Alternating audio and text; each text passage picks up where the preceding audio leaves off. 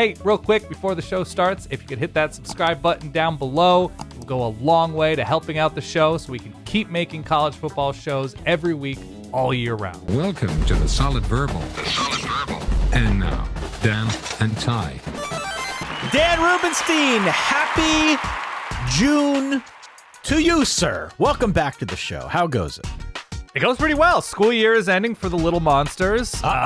Very excited for summer and getting warmer and jumping into bodies of water and all that summer brings. Excited for this Q&A episode. Excited for a couple of upcoming episodes that we booked today and recently. So zero complaints and got a bunch of good questions, which I'm very excited for.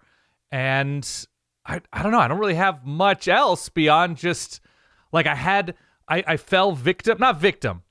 I took a little bit of saffron in my tea today after hearing that it's really good for mood and it's really good for focus. And I got to tell you, the placebo's working at the very least. Okay, you're laser focused is what you're telling me. I'm feeling juiced. I'm getting that. This saffron's not cheap, but I've put a few threads in my tea and I'm ready to roll. Well, welcome back to you. Welcome back to the Verballerhood. I am Ty. He is Dan. Yeah. Solidverbal.com is the website. Redirect all your friends there if they're looking for a college football show. Verballers.com. VERBALLERS.com. That is our Patreon, which you can sign up for free. And on occasion, like earlier today, we will make a post available to all. So it's not always just for the people who are paying $5 or $10 per month, getting all those perks, such as the ad-free episodes, bonus content, ads. Like I said, ads completely removed from the episodes, but the episode's a little bit early, Discord, so on and so forth. But on occasion, we will put a post out there and ask for questions on the Verballerhood, which is what we did today. We got a bunch that came in, sort of a short notice thing, but the Verballerhood never disappoints. And we've got a bunch here that I think we're excited to get through. If you hear anything throughout the course of this episode that you just, I don't know, doesn't set right, something you want to add, you can always reach out, solidverbal@gmail.com. We read all of those emails. And of course, last but certainly not least, hit follow, hit subscribe. If you've done that, please leave us a star rating or a review, Dan Rubenstein. Yes. By the way, that was the end of the flag football season as well. I'll give a full recap to our playoff loss at the end of the episode. I want to come back to this at the end of the episode. Okay. Yeah. I really do. I learned a lot about myself in the process as just an observer. I was not a coach. Nobody asked for my opinion, nor should they have. I have some thoughts. Continue. You have some thoughts. Do you just want to dive in? Should we just dive in? Let's go. Congratulations, Skippy. You've got mail. You've got mail on the Solid Verbal. Dan Rubenstein, once a month or as often as we can in the off-season, we like to pay sweet homage to the fine Verballerhood that so graciously writes in, sends us their thoughts, their innermost feelings as it pertains to college football. And I should add, I'm not sure when the next Q&A episode is going to be because, as you know, earlier this morning, I started drawing up the spreadsheet. Capital T, capital S. And by that, I mean the preview spreadsheet when you and I are going to put all of this stuff together. It usually starts up in July. We got to figure out exactly when we want to start it up in July. I can talk to you after this, but it's getting a little bit bigger in the window, Dan. It's going to be here before you know it. We're already drawing up plans. And as a result, I don't know, we'll do the Q&A next. Might not be till August. That's true. That could be. Dan Rubenstein, a bunch of questions that came in.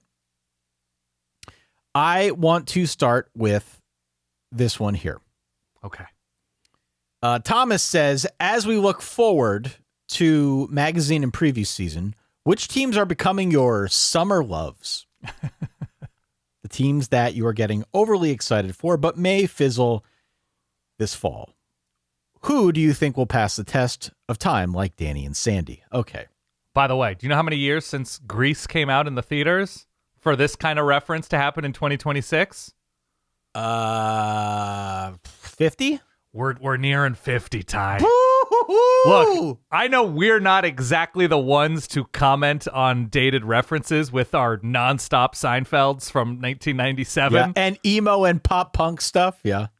that people are dressing in baggy jeans a la 1999 through 2002 because it's been so long that this is now just a style that has come back in a retro way that you could turn on an oldie station and hear the Foo Fighters, right? I can't get over the baggy jeans thing. I can't get back into it. I mean, not that I should at my advanced age, but as I look around when I'm out amongst the people, I saw it this weekend. Kate and I were away for a few days. Just baggy jeans everywhere. I don't. When did this happen? How old am I?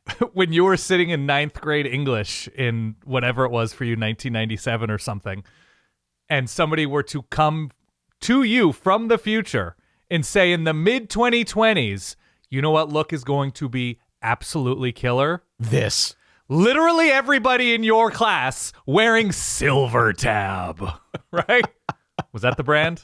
I don't know. I think it was. Jacobs. Not a sponsor, could be. In any case, it's a dated reference, but we appreciate dated references, so thank you. Summer loves, Ty. Who, going into the season, can you not help but to think is going to raise the hair on your arms this season? All right, so look, Thomas, who asked this wonderful question, thank you for your ongoing support. We appreciate it. Look, I have not done the full deep dive on these teams yet. I have, I think, given some clues along the way as to which teams I have read about and studied up on at least a little and feel pretty good about going into the season. This is not to say these teams are competing for a conference title. This is certainly not to say these teams are competing or anywhere on the periphery of making the college football playoff. But when I see a question like this that says Summer loves, these tend to be the teams that for whatever reason just get me going. Yeah. And at a minimum, I think they're going to be interesting and are probably worthy of further discussion. So I've got a handful here. God, you're nearing 50 and accidentally saying Werther. I know. Delightful, Ty. You got hard candy on the mind. Not a sponsor, could be. Soon will be, yeah. Soon will be. All right, let me start with one in the ACC. Okay. I think we agree on the Cal Golden Bears. Yes. I don't know why, but we do. I think we both agree on the Cal Golden Bears. I am talking myself into Louisville as something of a summer love. I am still not sold at the quarterback position. However, I do like the schedule. I do like the fact that the conference feels wide open outside of Miami, a bunch of teams grappling to try and get into that second tier. Mm-hmm. I think Louisville and Cal for me are the ones that I keep coming back to in the ACC. Okay. In the Big Ten, I'm already well on the record with Washington. Okay. Love the Washington Huskies this year. Can't entirely articulate why. Okay. But I am into Damon Williams Jr. I think we would say just purely on vibes. Oh, yeah. UCLA? Definitely. I was going to say UCLA for the Big Ten. I'm with you on the Cal thing as well. Continue. I'm also into USC. Okay. And I would say to Thomas, this is not necessarily a team that's completely off the beaten path. Obviously, USC is going to be first and foremost as part of the college football conversation. USC has a murderer's row, a gauntlet, if you will, of a schedule. And they've also got a really good team. So would it be early June if there weren't a prominent college football talker not in love with USC? I'm not in love with USC. Okay. I'm just making sure. I'm not in love. But again, if my barometer here is, are they interesting or are they not interesting? USC is very interesting to me this year. Okay. So I put USC in this conversation. Tell me what not, like, I'm just trying to understand you as a person after all these years. We've been doing this for a long time. When you say not in love, if USC were a young lady and you were a single young man, right, and you were trying to figure out plans on a Friday night between you and USC, is it a group date? Are you going to a movie? Is it a nice dinner? Are you going for a walk? It's got to be something casual because when I say not in love, what I think I'm referring to is I like the look of USC. I'm not yet sure of its personality. Would you bring USC to a wedding as a date? No. Would you introduce USC not to family but to friends? No. Be like, oh yeah, this is USC. I've been seeing To USC. friends, maybe to friends, but it's a personality conversation, I think. Okay. I don't want to put USC in a situation where if there isn't a good personality, then suddenly I'm putting that on display before my friends and family. Would it be fair to say more rooted in lust than love? I think so. Yeah. Okay. So, yeah. All right. I'm a man. I have simple needs, Dan. You know how it is. Okay. Just making sure. Over in the Big 12. Mm-hmm. Houston. Yeah. Love me some Houston. Over in the Big 12. Hold on. I'm not done yet. Continue. Sorry, I was going to continue with Big 12. Yeah. Oklahoma State. Over in the Big 12, I'll throw another one in there, Arizona. Okay. I feel like the Big 12 is going to be especially wide open. At time of recording, Brendan Sorsby is still trying to go through the legal machinations of trying to gain some form of eligibility back. I'm not going to pretend as if I know what the odds are of that. It doesn't seem promising, but we will wait until we get official word from the powers that be on that one. Certainly, if he does not play, it does, I think, knock Texas Tech down a few rungs on the ladder. Buddy, it's not looking good. It's not looking good I for know. Texas Tech. I'm giving us an out here in case something changes. Okay. And all I'm saying is, without Sorsby, Texas Tech still probably has the best roster in the Big 12 and is still probably the favorite to win that conference. But things shift pretty dramatically. And for a conference that always feels very wide open, this would definitely add a little bit more spiciness to that as we enter the 26th season, which is why I'm throwing out three teams that I think are interesting for a variety of reasons. I think those are good answers. Obviously, yes. I think you can fall more in love with potentially a newly single team in the Big 12 if Texas Tech doesn't look as perhaps obvious. And I think Texas Tech should be very good, likely without Brendan Sorsby. I don't know what that means within the Big 12. We're also making a lot of assumptions about a team who has been good for a year, right? Or like excellent for a year and are turning over a bunch, especially on defense. So assumptions aside, I think that second and third tier of the Big 12 becomes a lot spicier. Teams you mentioned. I mean, look, BYU, Utah. BYU's been knocking on the door. Utah, a lot has changed, but a lot is, back and returning for Utah. I'm with you with the ACC teams. I'm with you with the Big Ten. I made mention of Iowa. Now a lot has to happen at quarterback because I do enjoy their schedule. A lot has to happen along that defensive line. But assuming a Phil Parker defense is up to the task is not Phil Parker defense. A Phil Parker defense. Nick Aliotti defense. Yeah. You have to progressively become more and more Jesse Palmer. Yeah. A Gus Malzahn offense. Right. No, I think those are all worthwhile. Is there a team in the SEC that you're just kind of in love with? Florida. Yeah, you Florida. mentioned them before. Yeah, I'm in on Florida. I think Florida's going to be better than people realize. And again, not to say they're going to win the SEC. Right. I don't think that's likely, but it's actually slim pickings for me in the SEC in terms of teams that are summer love caliber. Right. A lot of teams here I don't like, but Florida is one that I do. Okay. I keep coming back to it. If I could throw like one or two other ones out. Okay. North Dakota State, maybe that goes without saying, but we got a question about North Dakota State that maybe we can get to in a little bit. They're super intriguing to me, as is UNLV. Is North Dakota State intriguing in that their story and new situation is intriguing, or there's something about the roster and schedule and ceiling that you see, obviously, in June, that's what you're potentially summer loving? The answer is yes to both. Okay. I think North Dakota State could win the Mountain West and could end up in the playoff. Okay. Which would UNLV. be a crazy story. Yeah. Provided they're eligible. I don't even know where it stands there, but those two I threw out, and Boise State's interesting to me, as they are every year. I don't know if that really qualifies as a summer love in the way that Thomas is asking here, but always interested in Boise, especially since at time of recording, it seems as if they would be your odds-on favorite to make the playoff out of the G6. Yeah. Okay.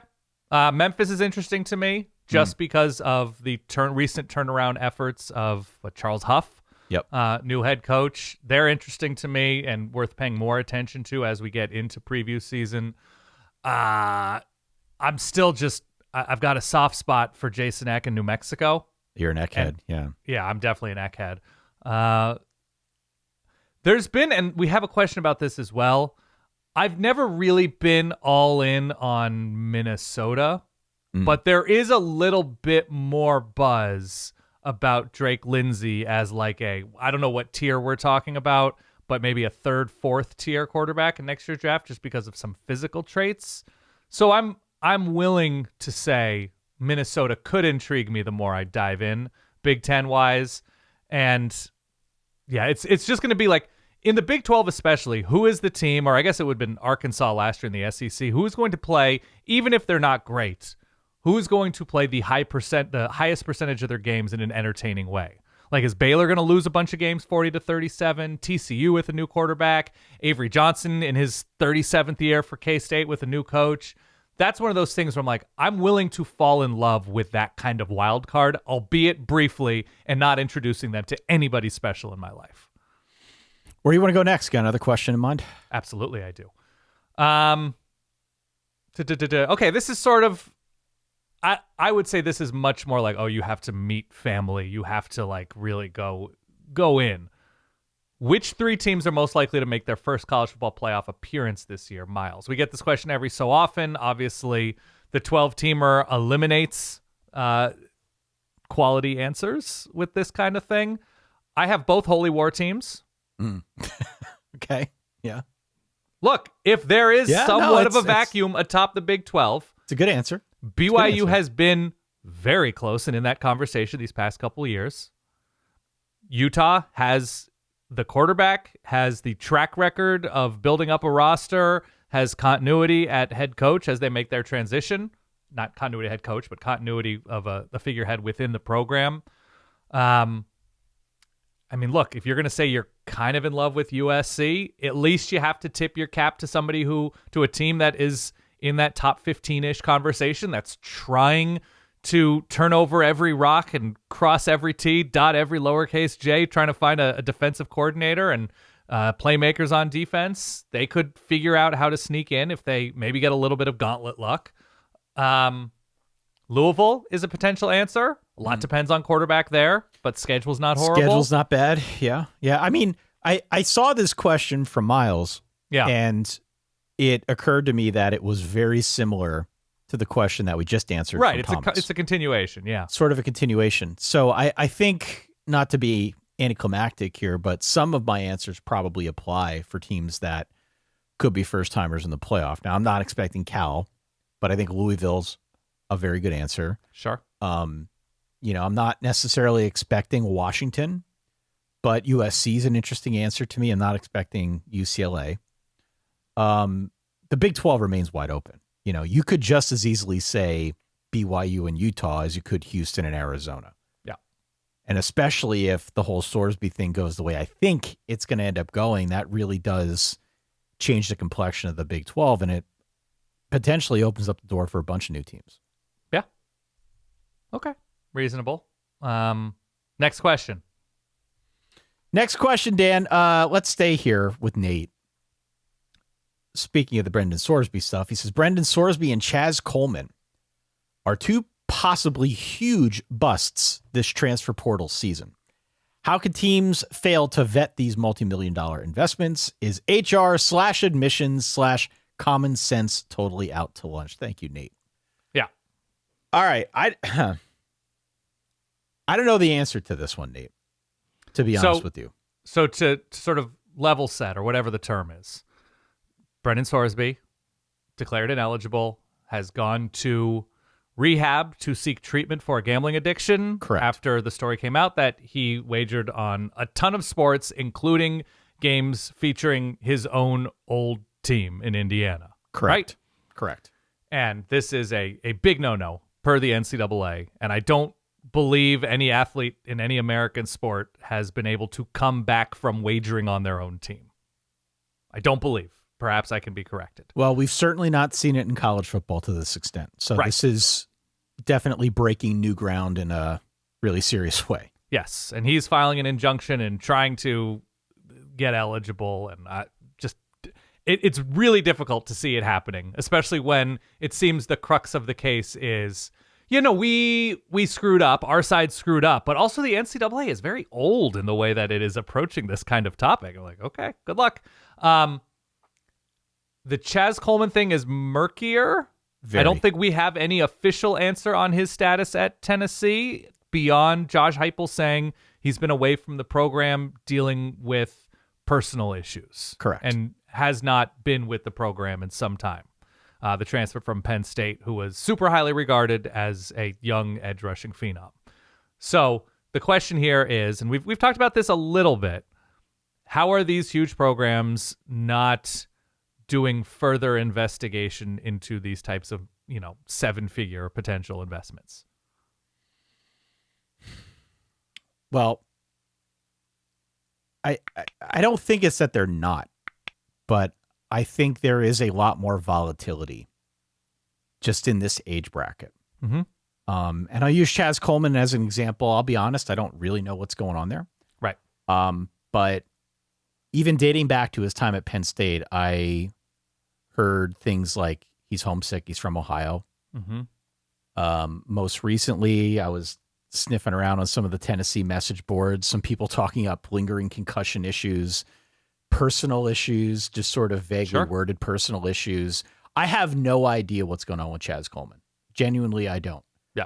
But Chaz Coleman's a young man. And if there is an element of being homesick or just anything going on in his personal life that would lead him astray from the football field on a temporary basis, these things tend to pop up very quickly. It's not like you're dealing with like a 27-year-old veteran in the NFL that maybe has a little bit more together. Like this is very much the time in a young man's life when you're trying to figure out everything. Right. So I don't think it's fair to say that they haven't done due diligence on any of these guys. I think what bigger picture comes as a result is something you and I discussed when we were in person like a week or two ago up in New York. At what point do some of these investments start becoming more impractical for the people funding them? Sure. What is an actual return on investment if you are a booster, if you're putting money into helping pay for high price talent? And at what point is it no longer worth it? And I feel like more stories like this will emerge. Maybe not the gambling thing with Sorsby, but there will be plenty of instances in this new world where you've got a big name guy who's very, very high up on the recruiting rankings list and just does not pan out. You sunk a ton of money into him, and that is going to make some of those boosters and some of the money men and women a little bit more leery about doing it the next time. I think that's what ends up coming as a result of this, but I don't know to what end you can ever do full due diligence like you would if these guys were going pro into the NFL. It just seems like it's almost an impossible task. I know everybody around college football is trying to like staff up. Certainly the big teams are trying to staff up and have the resources on hand that they need to make better decisions with regard to the portal and whatnot. But it's just such a volatile age bracket. I don't know how you fully sniff everything out in advance. Oh, you don't. Okay, so a couple of things. We are dealing with human beings, so there's just going to be a certain amount of risk involved when you're dealing with 19-year-olds, 20-year-olds, 22-year-olds, whatever, that there is something that you are going to be unable to unearth about their past, or even like if there is something, or if there is nothing to unearth, that can change. Human beings are volatile, right? They seem fine one year, they're not so fine the next year, right? This is all of us. So that's sort of an impossible detail. The other thing is when NFL teams or NBA teams or whatever are vetting potential draft picks, they're the ones in control. They're the ones with the leverage. Right. Am I willing to take you with the 19th overall pick, or should we pass based on something that we have dug up in our personal investigations, our medical investigations, whatever? Like, we don't love that you have all of these back issues that are popping up with all these physical. We don't love the interviews that led us to believe that you are not a hard worker or that you're a bad teammate or something. Like, we don't love that, and we have options, and we're going to move on. Texas Tech at quarterback had a returning quarterback with a torn ACL, recovering from a torn ACL. They made the decision that they wanted to go all in once again on the portal. They wanted to spend. Obviously, they're going all in on high school recruiting as well, or at least selectively all in with high school recruiting. And so they needed a quarterback. And there were all sorts of names that came up along the way with like Sam Levitt and Drew Mestemaker, guys like that. And I think there was a personal connection with Brendan Sorsby, I want to say, with his girlfriend transferring in or playing volleyball or something. These facts are hazy to me at best at this point with Texas Tech. So this came out, the gambling stuff came out, I believe, because an online sports book flagged law enforcement who flagged the NCAA. Right. So if you're Texas Tech, with every single one of your potential transfers, you're hiring deep, like, investigative firms to find out potentially that a quarterback for Cincinnati is wiring money to relatives so that he can place out-of-state bets. Like, that's a big ask. And we're also talking about a world in which even if guys are behind the scenes making it known that they're entering the portal at some point before the portal opens, minds get changed. You're dealing with a very short window to do a bunch of background work. And also, if Texas Tech, once again, this is something we discussed, is spending and behaving in a manner in which they are trying to, again, win the Big 12 and go to the college football playoff, there's going to be some risk involved. And there are how many quarterbacks potentially available in the portal that get you into that conversation, right? 3? Right. 4?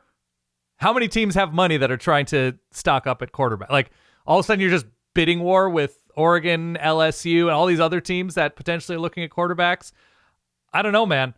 It's awfully risky. And so there's just going to be an element of like, yeah, we're swinging for the fences and we're hoping we get a fat pitch. And this is just the price of doing that kind of business.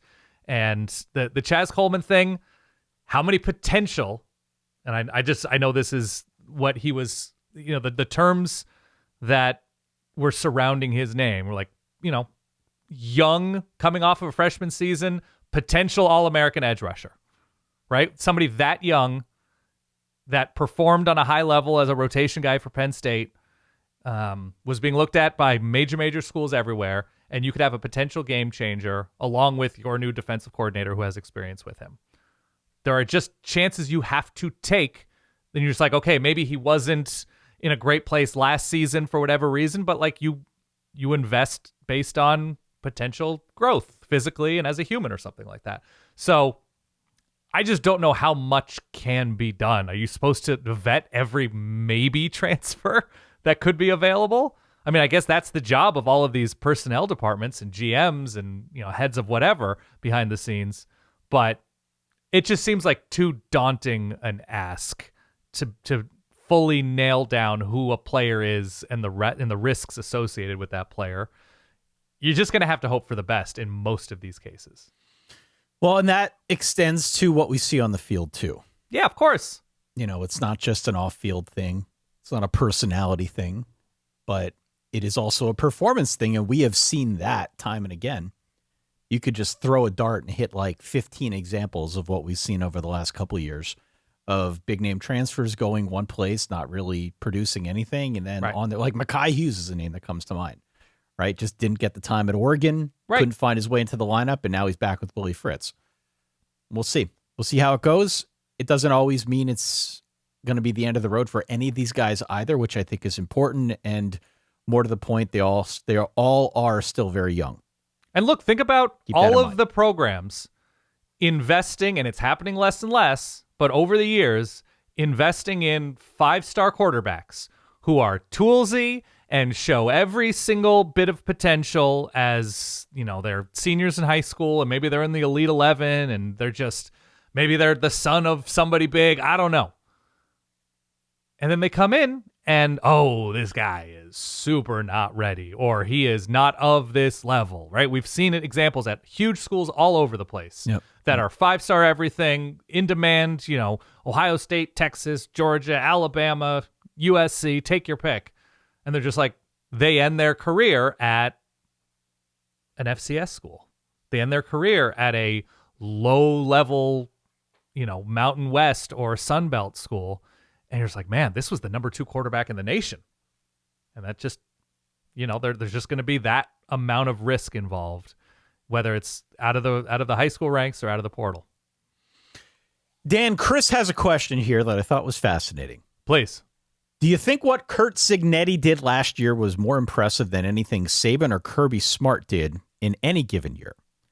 His roster, I don't think, was as talented as any rosters that those guys had, but he still went undefeated, still won a national championship. This is an interesting question on a couple different levels. So what is 16-0, so 16-0 win a national championship, pretty much, bulldozed everybody in their way in the playoff. Right. What is your gut reaction upon hearing this question? My gut reaction is probably.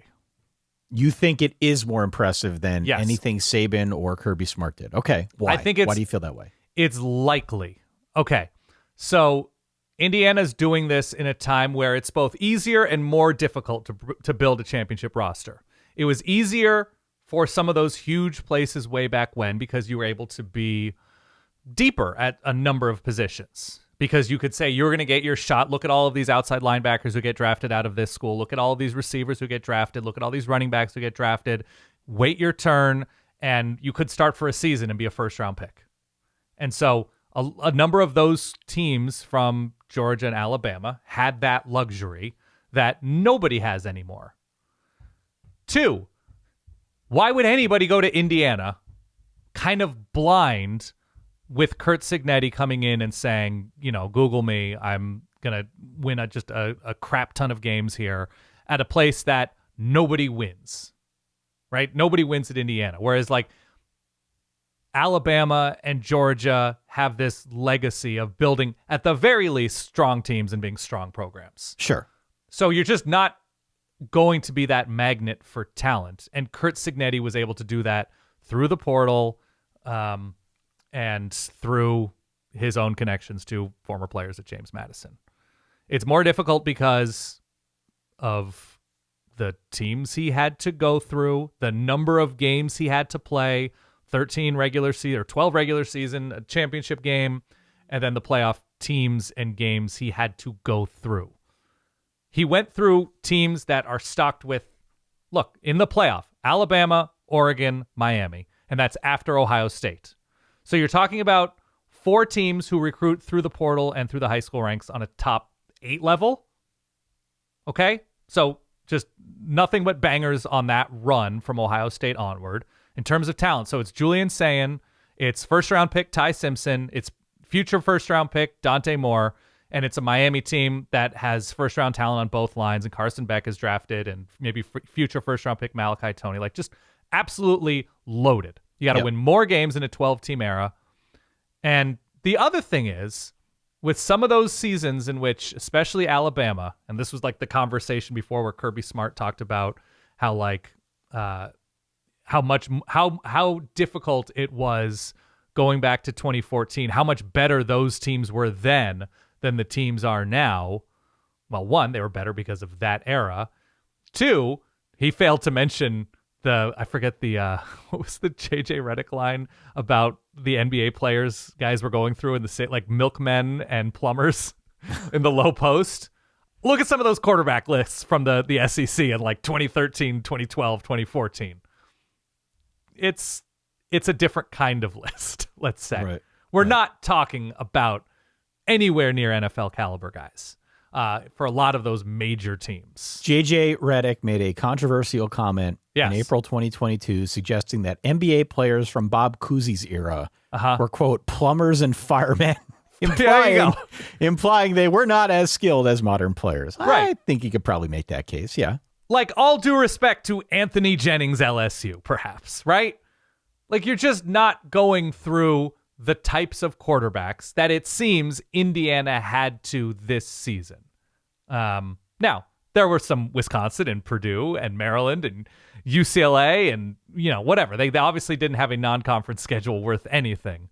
But to do it in year 2, which Saban did in year 3, I want to say. Yep. I forget if it was year 2 or year. No, year 2 was the loss to Utah in the Sugar Bowl, I believe. Right.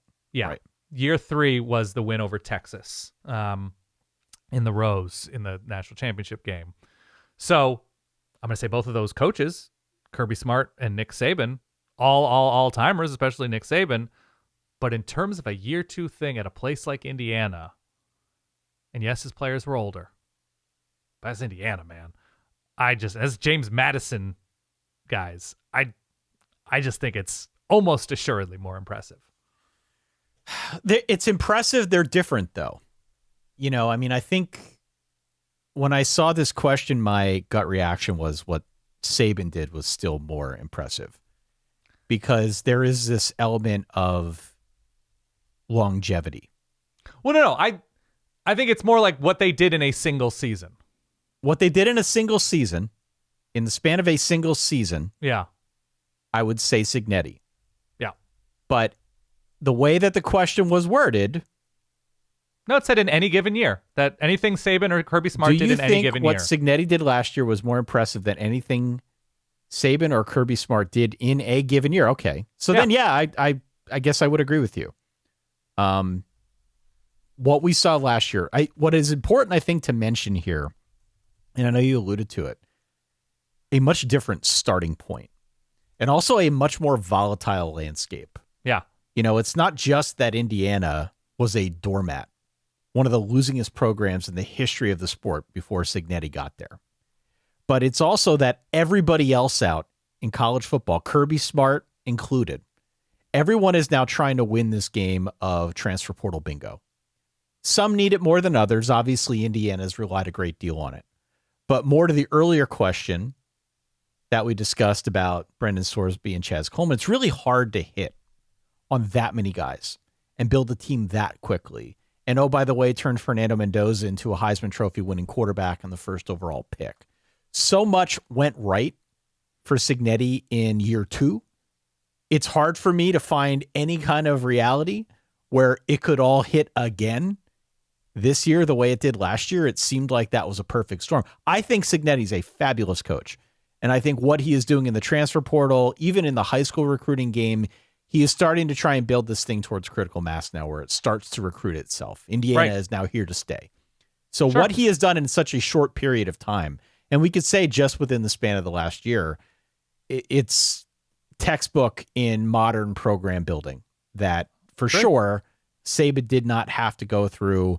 Kirby Smart, I think, is still trying to figure out how to go through it at the SEC, in the SEC, and has been very successful, has maintained a certain level of success, but Cignetti going basically from bottom of the barrel to the top of the heap is kind of crazy in the span of, 2 years of being on the job. Yeah, and, let us remember that Nick Saban, in talking about why he felt disenchanted with the industry, a lot of that was NIL stuff and portal stuff, and it sort of flummoxed him as how to get inspired to lead men or lead young men in this era of football. And Curt Cignetti is just like, let's do it. Bring it on, right? That Curt Cignetti is thriving in an era. Now, obviously, Nick Saban is older and he was winding down regardless. But Nick Saban had a lot of animus towards an era in which Curt Cignetti is thriving. Nick Saban could not figure out how to be as motivated as he used to be given current constraints. And Curt Cignetti is saying, yeah, let's absolutely use this to our advantage. Yeah. There's an interesting parallel there. Davis writes in, who is the player or team you would talk about at a cookout this June to show off that you're good at your job and know your college football really well? We will be in this situation, I'm sure, before long as we enter June cookout season. Who is the guy, though? Is there a guy, or does it depend on the crowd? No, there's a guy. Who's the guy? It's Jaron Chiave Sangapulatelli, which means that you've done the research to figure out how to at least get in the vicinity of the correct way to say his name. Right. It's a 3-worder. There are 2 of those words you have to know how to say, or at least get in the vicinity. 3, he should be an interesting quarterback to pay attention to, especially later on Saturday evenings as you're watching weird late West Coast ACC action. That would be my answer, just because you're putting in the time to learn his name. 2, he's an up-and-comer. 3, he's off the beaten path. And 4, it's fun to say. It is fun to say. Yeah. And if you get it right, there's a certain confidence with that. Yeah. That I think sort of jumps out to people, right? Confidence is everything. Yeah. When you're doing ad-libbed college football podcasting at a cookout. I mean, a lot of it is just correcting people. A lot of it's because people aren't paying attention to who's going where and the new coaches. And they're like, oh, Washington State. Like, nope, they lost their coach. He's going to Iowa State. Iowa State lost their coach? Yeah, Iowa State's coach is now at Penn State. Like, who's the new guy at Washington State? Like, well, it's Kirby Moore, who is obviously has ties to the region, did a lot of good things at Mizzou. And like, so it's just the ability to connect dots and update people is probably going to be the most impressive thing. I could tell you around here, just some light discussion around Rocco Becht is going to go a long way because got a lot of Penn State fans that maybe are only popping their heads out as we get to the final 2 weeks of August. And people will at that point realize that there's going to be a new starting quarterback that in many cases they have not seen before. Right. And so talking up Rocco Becht a little bit, of course, the best of all Rocco's a crowd favorite here on the show.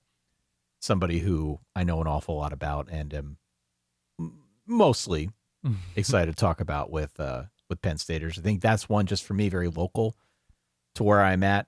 I think it's just the yarn ability, right? The ability to connect yarn across the sport. Yeah. That's going to be the most impressive thing. I mean, unless you have a specific deep cut that you're just like thrilled to tell people over a mustard-soaked hot dog. No. I love extra mustard on a hot dog, to be clear. Extra mustard. Oh, yeah. Mustard, onions, pickles. Like I like a tang, a brininess on top of the dog, even though I'm technically retired from hot dogs. You are retired from hot dogs. Yeah. Bob writes in, Dan. Bob has a little bit of an issue with you. That's okay. Bob says, I disagree with Dan's contention a few episodes back that Fox's desire to expand the playoff to 24 is because of lower than projected ratings. I think Fox sees an opportunity to get more ratings without significant, what is this word? Diminution? Like Diminution? I don't know. Maybe we'll say like dilution. We'll call that. Without significantly diminishing the product. How about that? Great. So any company will always want more of a saleable product. That's why I agree with expanding the playoff to 24 teams and guaranteeing a certain amount to each conference to divvy up as they wish. Imagine the SEC gets 4 guaranteed spots with 1 and 2 being able to sit out the usual conference championship week, then 3 plays 6 and 4 plays 5 at home for the last 2 guaranteed spots of the SEC. That would do numbers and, more importantly, result in interesting games. I like more meaningful games at the end of the year, and I am in favor of expanding to either 16 or 24 teams. Okay, thank you, Bob. He was nice about it, Dan. Totally nice. My hunch is you still disagree, or the two of you have a disagreement, but sure. How do you respond to Bob? I don't think it's about the ratings as much as it is Fox wanting in on the action, right? I don't think anybody is being, and this was sort of echoed by Mike Elko, right? That I don't think anybody is being honest and forthcoming when you see everybody at ESPN saying 12 is great. Also, we are invested fully in a 12-team playoff and feel like if we went to 24, we wouldn't have as much of our fingerprints on the total product, that it would go to Fox and the Big Ten and coaches in the Big Ten. And there are coaches in the SEC too who like 24 and an increased playoff field, but everybody's sort of speaking on their own behalf. So a 24-team playoff would be good for Fox's bottom line because they would probably get in on it. And I think it's more like that the investment that Fox made in the Big Ten, which was substantial. It was pretty huge. Perhaps they're not seeing the ROI that they thought they would, even selling the Sky Rizzy ads and the Wegovy ads that they are. Right. I think they're looking to increase inventory to try and get closer to recouping that money. It's not a ratings thing. Obviously, they're putting games at noon because they're seeing huge ratings there. So nobody's looking out for the health of the sport, and that's okay. The sport decided to sell itself out to TV, and that's where we are. I still I don't fully get behind the idea of like the people's support of the 2014 playoff, which is like more great games late in the season. It's like, okay, what does that do to the season? Like, we're looking to add a ton of inventory in January when people have more options of what they can watch. More, you have NBA, NFL playoffs, NHL. Like, there's just a bunch of stuff that people can choose from. We're sort of diluting the sports landscape. And the solution to making college football somehow even better is, what if we got Alabama, Iowa on January 16th? What if we got Georgia, Houston? I just think there's a finite number of weeks and a finite amount of energy that people in general have for college football. Maybe I'm wrong, and maybe people will just watch anything put in front of them that's college football. But I don't know. I've always been a scarcity guy. I've always been let's lock in, and we've had this conversation. Let's lock in on like what teams are like on November 7th. That's way more interesting than a team playing 12 games, and then we but we are finding reasons why a game between number 9 and number 23 is worth growing this, like doubling the size of the postseason, when we can all plainly see that this is just an exercise in inclusion rather than, a competitive line of thinking. I don't know. Yeah. I mean, this is right. Again, I understand why they're doing it. I'm not going to stomp my feet and say I'm going to stop watching. This is what I do. But I don't know. We're going into kind of exhibition mode, right? It's like it'll be the first sport with postseason exhibitions. And I know people will argue that the James Madison Oregon game and the Tulane Ole Miss game, that there was sort of that element to it. But now we're saying, we want more. We want more of the postseason exhibitions. Okay. We'll see how it goes. Always open to being wrong. Diminution, by the way, is the it word. is a word. The act or process of diminishing. I've never seen that word written down on paper. I've seen diminutive, right, and I've certainly seen diminishing. Yeah. But Bob, you win. I don't even have a sound here for this. Yeah.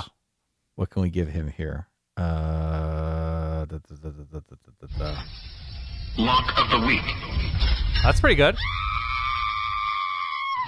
Well, Word of the week goes to Bob for diminution. That's a pretty good one. I can say that Ty and I sounded like diarrhea trying to pronounce it. So that was bad. That really Bad. counts. Yeah. A couple more here. Yeah. Let's go to this one from Michael, Dan. All right. Michael's a long timer. Michael's emailed in a bunch of times. Michael, long time. Oh, okay. Long time. Michael's also a very disgruntled Arkansas fan right now. Okay. And I could feel that coming off of the words that he sent us. It used to be that when a team was rebuilding, you could squint and see the young players having some pop. And that would be the hope and center of excitement for fans knowing that things could change down the road. I think back to my times as a student at Arkansas. In 2013, Brett Bielema had freshman Hunter Henry, Alex Collins, RIP. Yeah. They had promising seasons as true freshmen on a 3-9 team. It was clear the rebuild was underway, which proved to be true with awesome teams in 2014 and 2015 that were led by Henry and Collins, among others. Fast forward 13 years, and I'm not sure what I need to squint at for this upcoming rebuild under Ryan Silverfield to feel some hope and excitement. Arkansas has had massive roster churn every year since the portal opened, so it doesn't feel like I could bank on any young players being the foundation for progress over the next 2 to 3 seasons. What do I and fans of other teams with a new coach looking to rebuild try to look for in a daunting year one to have hope for things down the road, Michael? I feel that coming off the page. Yeah. You could start with defense at Arkansas. You could start with defense. They hired Ron Roberts. So hold on. You're not saying that they can, like, okay, here's the foundational block to look forward to, because obviously he's saying you don't know what you're getting with any of these transfers or any of these new coaches, given that they're all in it together for the first time. That's right. That's right. Absolutely. Yeah. But I mentioned defense, if only because of a couple things. A, Arkansas's defense has been non-existent.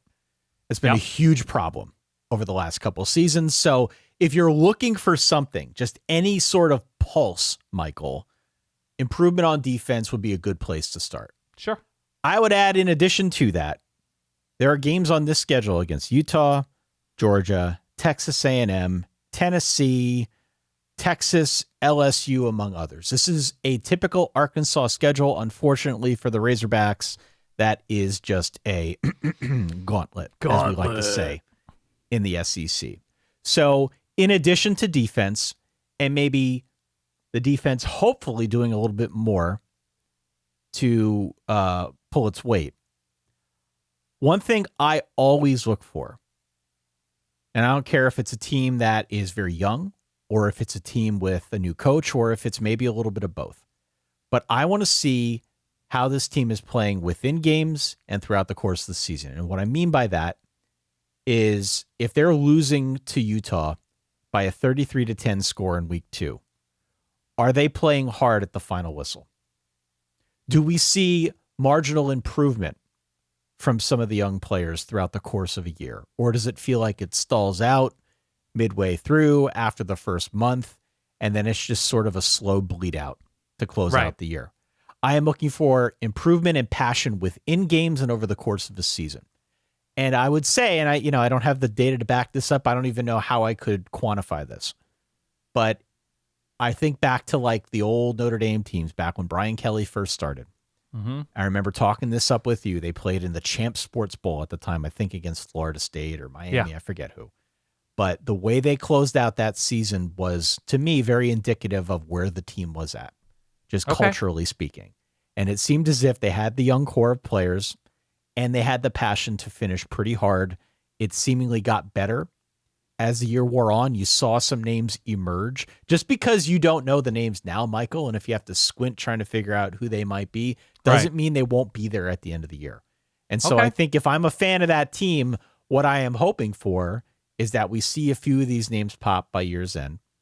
We see a few of these names that it feels like the coaching staff can build around.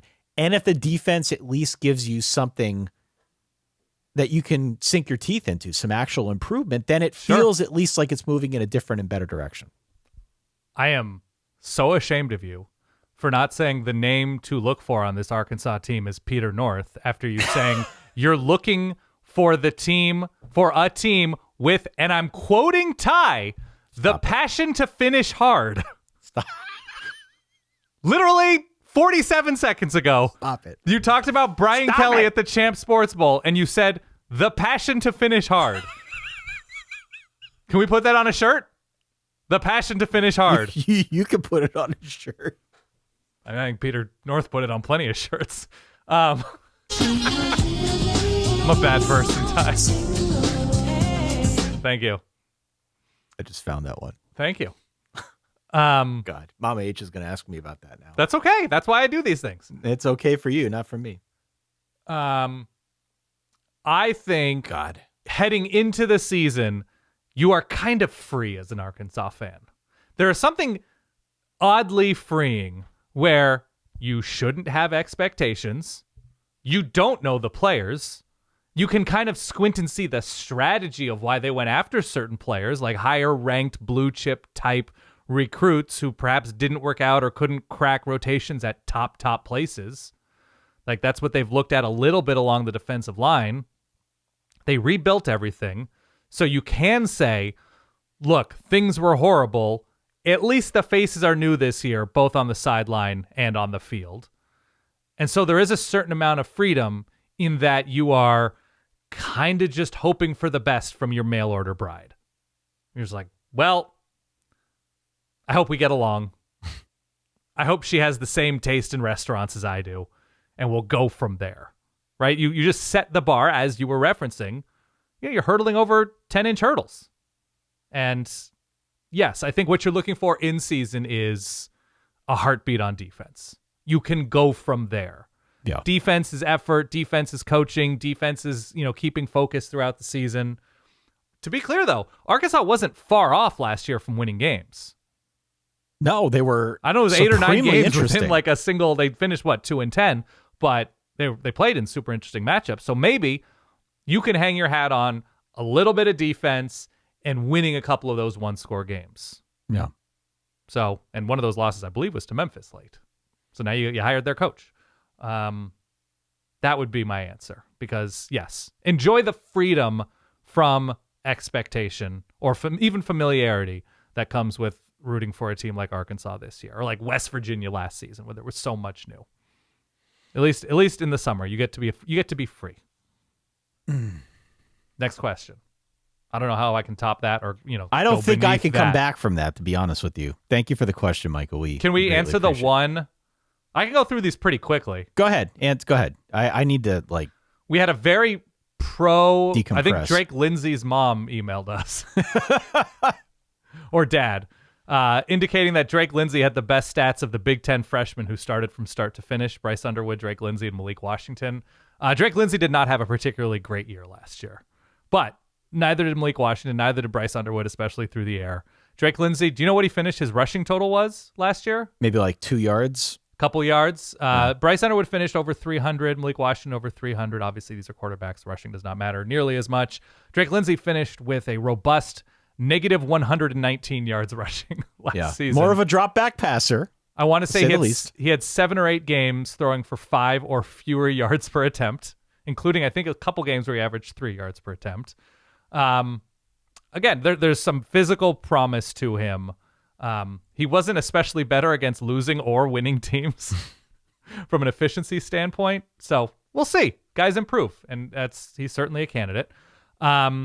Which second-year transfer quarterback at the same school but transferred a year ago is under the most pressure going into their second year? I think this is a no-brainer that it's John Mateer. I think John Mateer is a really good answer. Yeah, I was going to say John Mateer, or I guess it's technically not Dante Moore's second year as a transfer. He's been there for 3. He's been there for 3. But Mateer's got a lot to answer for. You can look at Nico. Yeah. I just think Mateer, he's the quarterback of a team who had defense fully locked in, and if you were to look at any one place on that roster for dramatic improvement to take them up a clear level, it's the passing game. Yeah, I think Mateer is probably the best answer. As for even other options, there aren't a whole lot of options in this category. No, there aren't. So Mateer is definitely one that stands out. Yeah. Next up, we have both a really good non-college football question about the movie Pressure. Okay. Do you know about the movie Pressure? I don't think I do. Okay. I watched the trailer, so I can weigh in on it and quickly explain it to you. All right. Cody says, in the history of the Solid Verbal, what is your most sure thing prediction that you were grossly wrong with? Oh, my God. With regard to the prediction during the season. National championship, Penn State last year? That one's up. I mean, it wasn't just Penn State. It was Penn State Clemson. Well, it was Penn State Clemson, but the magic of doing this show since like 2008 and being this far into the show. And I mean, look, I had a season in which I was so wrong all of the time. I created a bit called the Altar of Dan because my picks were so dependably wrong every week that you would they were dependable. I was like a dependable totem to use to wager and get picks right by just betting against me. Picking Penn State to win the national championship and have them lose to Northwestern and UCLA and fire their coach in the middle of the year after your pick of them getting to that promised land. I think has to be. I can't imagine how any pick could be wronger. Well, here's the thing. It's one thing for them to not make the national championship game. Yeah. Because we'll see it again this year. There'll be a handful of teams. Everyone chooses their fighter. Only one can be right. A bunch of people are going to be wrong. So being wrong in and of itself is not the black eye. Right. A lot of people picked Penn State last year. Nobody expected Penn State to bottom out the way they bottomed out. Right. Still made a bowl game.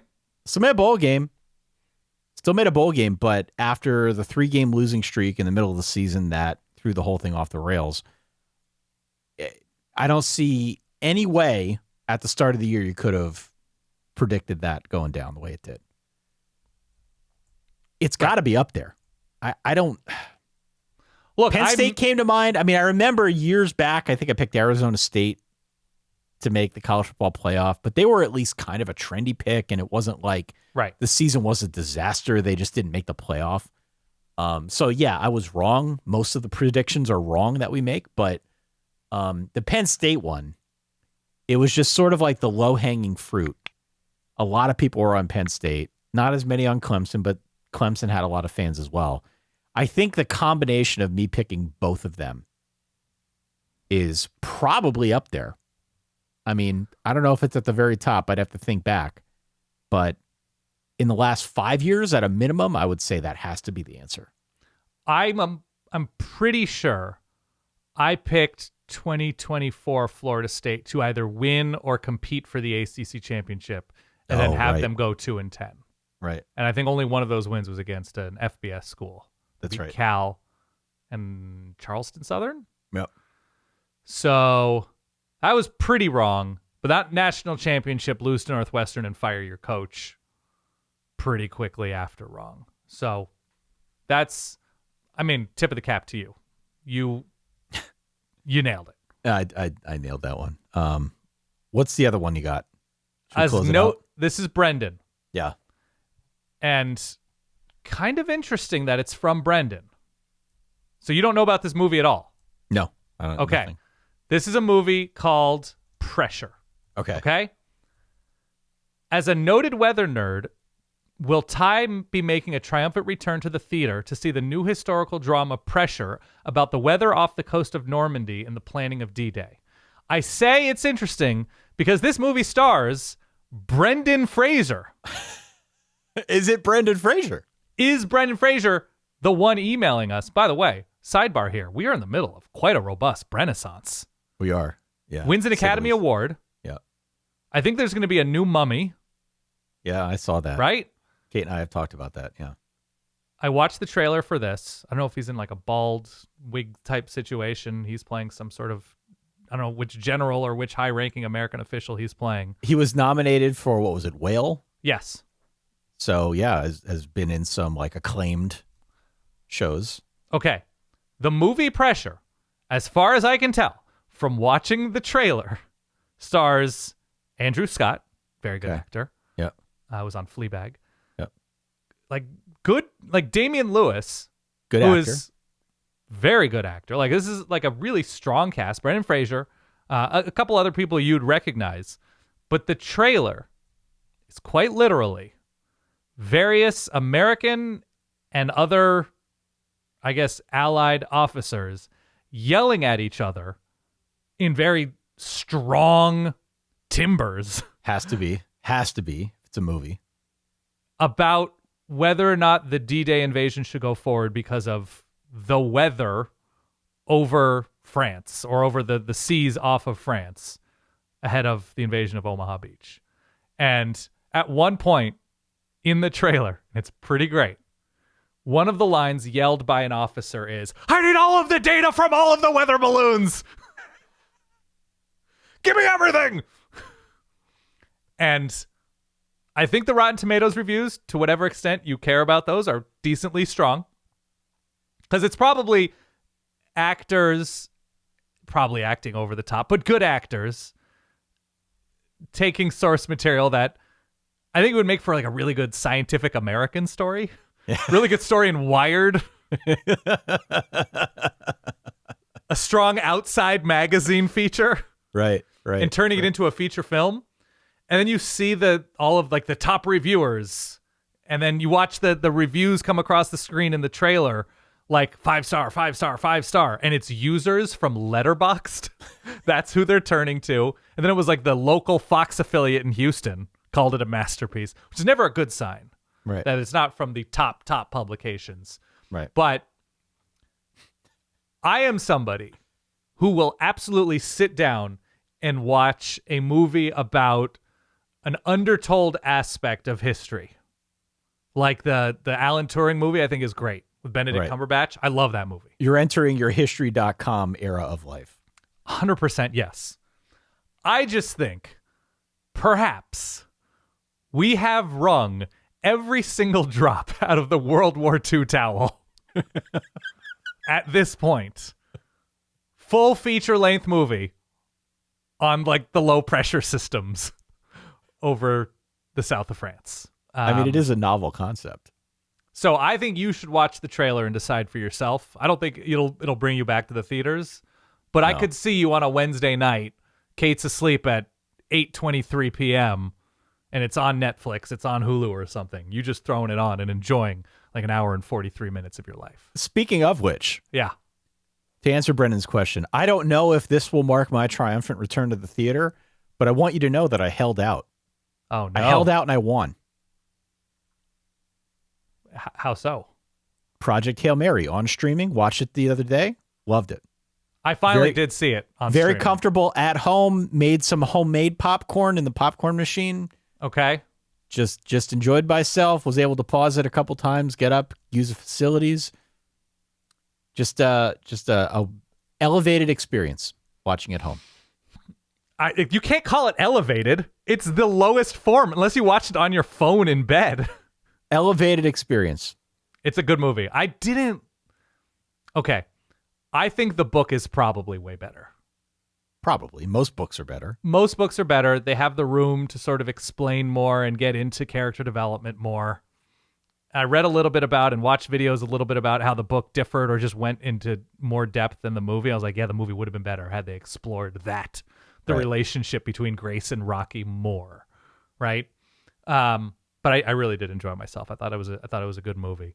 The other thing that threw me with the preview, the trailer for Pressure, Ty, if we can just explore this space some more. No, please. I'd love to hear more of your thoughts on this. Have you seen Band of Brothers? Yes. Okay, Damian Lewis is arguably the central, if not one of the central characters in that movie. Correct.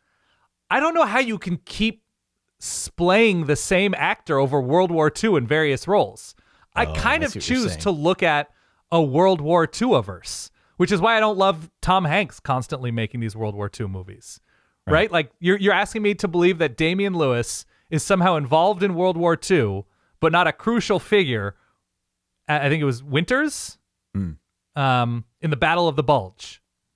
I don't know. Rubs me the wrong way. I think you got to go elsewhere and respect the Band of Brothers casting here. Did you just call it the World War II averse? The World War II averse. I don't know how you do that. Like, could you? There's a little bit of Zach Morris there, right? You just can't. It's tough to break free of the old role and establish yourself as something new. Could you imagine if there were a movie about, I don't know, they make a movie about the Expos or something, you know, the 1994 Expos, and that they're totally, you know, they've been wronged. I know there's a documentary about it. Weren't the 1994 Expos really good in the strike cutoff season? It was a strike year. Yeah, it was a strike year. I was supposed to go to a game. I don't think to see the Expos, but I was supposed to go see a Yankees game. Oh, okay. That was actually on the first day of the strike, so they canceled it. Got the money back for the tickets. So I'm making sure I'm getting this name right. So if the actor who played, let's call it Pedro Martinez, was he on that team? Yeah. Pedro Martinez's pitching coach that year. I have no idea who the pitching coach was for the 1994 Expos. But let's say it was portrayed by Thomas Ian Nicholas, a.k.a. Henry Rowan Gardner, Chicago Cubs legend. You're like, I don't buy this at all. Like, he has served his role in the Major League Baseball filmiverse. You can't ask me to believe in him now as a different figure in baseball history, fictional or otherwise. You're crossing the streams between the fictional I just don't like it. and the real. I don't accept it. I don't know how you feel about that, or if you even care. I do care. I care a great deal. Like casting Henry Rowan Gardner in a different role in Major League Baseball history. You can't even play it off like he learned so much from his pitching career that he wanted to bestow it upon Pedro Martinez, because these are different universes. Exactly different right. Timelines. Right. Now, if you did like a Girl Meets World situation, Right. where it was a Right. Rookie of the Year sequel far in the future, where it was like his daughter is a softball phenom for UCLA or something, and he is using his own history to help her along her way. Right. Little bit of Fine. one last job, right? Little bit of like coming out of retirement. Yeah. Totally. Yep. But casting him as a different figure in a Major League Baseball multiverse, I'm not with it. I just think we have to draw lines and draw boundaries as a society, Ty. And Damian Lewis as a different major World War II figure is just too far for me. That's all. I have to look at the trailer. Watch the for trailer. this. It's surprisingly intense, given that it's about weather. Now, obviously, the backdrop of it all is extremely important. Of course. Yeah. The one-liner here from Brendan, maybe Frazier, Yeah. not exactly reeling me in, but I will give it the benefit of a at least one trailer watch to see how I feel about it. I have no idea who directed it. I know the stars. I can read you. Yeah, it's literally just Can we play a game with this? invasion perfect conditions is what they're looking for. Can we play a game with this? Sure. Can we show this trailer to our wives? Whoa, Brendan Fraser's playing Eisenhower. What? DDE. I guess that's why he's wearing the bald wig. Oh my God. This is Brendan Fraser's looks like he's Logan Thomas, his build in this one. Has there ever been... And Eisenhower's like, I know he's not small per se, but I don't think he fits I don't know. How tall was Dwight Eisenhower? I don't know, but 5'10". But we are talking now about an actor with the range to go from Encino Man to a former president, a noted former president. Right. So the Renaissance is well underway. Yeah. What I was going to say is, can we show this trailer to our wives, document their response to it, and then come back on the next episode and discuss? Sure. Absolutely. I'll give you mine too. I haven't seen it though. I'll Yeah, let you know he my was thoughts. Dwight D. Eisenhower, a star halfback until a severe knee injury ended his playing career at West Point. Okay. So do you think maybe he'll have a little bit of a limp in this? Brendan Fraser looks like a blocking tight end, Yeah. just physically. I don't think it's a physical match, but alas, here we are. Well, thank you all for coming on this journey with us on our June Q&A episode. If you have any thoughts, solidverbal@gmail.com. Of course, hit follow, hit subscribe wherever you can, leave a rating or star review. All of that stuff really goes a long way towards assuring others this is a fun show that they want to check out if they like college football. Verballers.com, VERBALLERS.com is where you can go if you want to help support what Dan and I do. You can sign up for free. Mm-hmm. And as we did with the post about this episode, on occasion, we want to get your input. So Absolutely. You're not fully out in the cold. But if you do want to support what we do, just know that it's the best way to directly help us keep the lights on. And in this case, get prepared for the season. It's getting big in the window. We're starting to draw up plans. We're getting excited about it. Much, much more to come on what Patreon has in store and the benefits of being a Verballer. Yes. As we head into this new season. Last but certainly not least, I did not mention this at the top, but would encourage everybody to go to solidverbal.com/newsletter, sign up for our newsletter. Tyler, our wonderful newsletter writer, has been doing an awesome job writing profiles on coaches and teams as we head into the new season. I find it interesting because I learn something new each time I read what he has to say. We send those out every Tuesday morning, usually around 9:30 Eastern. Yes. free to sign up. solidverbal.com/newsletter. Yeah. Well, look, Ty, as we wrap the show, I just want to commend you on your own passion to finish hard. You closed the episode well. You closed it out. I got to find my Lex Steel sound. That would have been the one to play. I just don't have it at the ready. It's been off the board for like an eon, but right. Exactly right. I'm going to have to start putting that one on here. All right. Thank you to everybody who emailed in with your questions. Again, solidverbal.com if you've got something else to say. Until next time, for that guy over there, Dan, for myself over here, Ty, we'll catch you all on the flip side. Stay solid. Peace.